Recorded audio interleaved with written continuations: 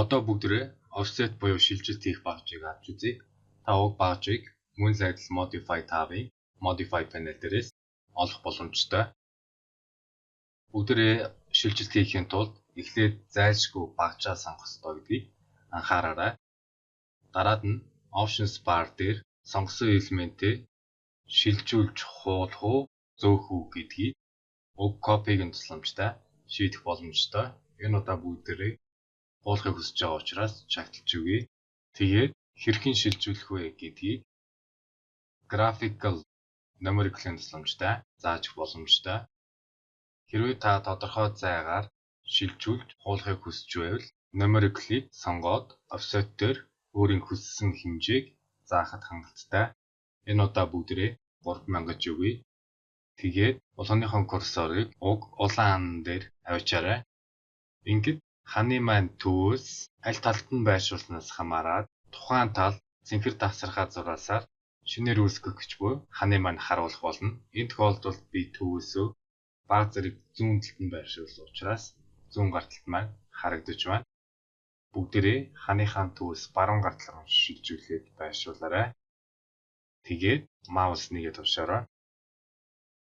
Одоо бүгдээрээ хэрхэн графикийн тусламжтай хуулбарлахыг авч үзье. Хуулахыг хүсэж байгаа объектоо сонгоод хаанаас хаа хүртэл хуулах вэ гэдгийг зааж өгье. Энэ удаа бүгдээрээ уг ариун цэврийн өрөөний өргөнтэй ижил хэмжээгээр хуулъя. Тиймээс энд маус нэгээ тушаад энд маус нэгээ тушаарай. Одоо бүгдээрээ Options bar дээрээс copy-ийн чагтыг авъя. Тэгээд зөөх үйлдэлийг гүйцэтгэе. Энэ удаа бүгдээрээ numerical-ийг чагтлаад 1000 гэж өгье. Тэгээд улаан дээр аваачаад таба товшоод гинжээ холбоосыг нэтгэжүүлье. Ингээд Options bar дээр утга маань нэтгэжж байна. Учир нь бүгдээрээ хамгийн сүүлд энд өөрсдийн хүссэн утгыг оруулсан байгаа. Тиймээс зурх хэсэг рүүгээ шилжихийн тулд маусныхаа дугуй дээр товшиж шилжээд таба товшоод ханыхаа гинжээ холбоосуудыг идэвхжүүлээрэй. Тэгээд маус нэгээ товшия.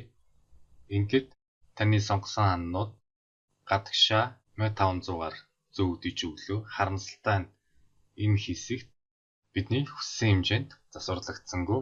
Тиймээс Revit маань элементүүдийн нэгдэлтэй хамааралтай алдаа зааж байна.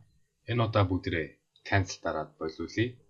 Тэгээд уг үйлдэлийг амжилттай гүйцэтгэхийн тулд SG товшиж багжаасаа гараад төр зур уг ханы нэгдлийг болиулаад offset багжаа сонгоё.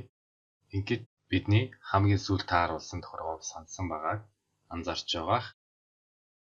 Улааныхаа төвөөс баруун гар талд нь байршуулаад таба товшиж гинжээ холбоосыг нэтгэжүүлээд маус нэгээ товшия.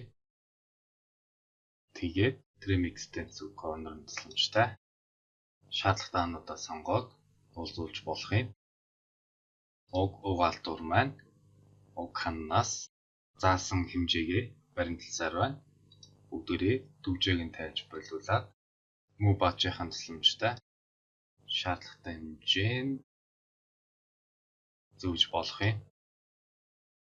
Гэх мэтчлэн та бүхэн offset багжийн тусламжтай Move copy багжуудын тусламжтай гүйцэтгэх төвөгтэй хуулах болон зөөх үйлдэлүүдийг хийх боломжтой.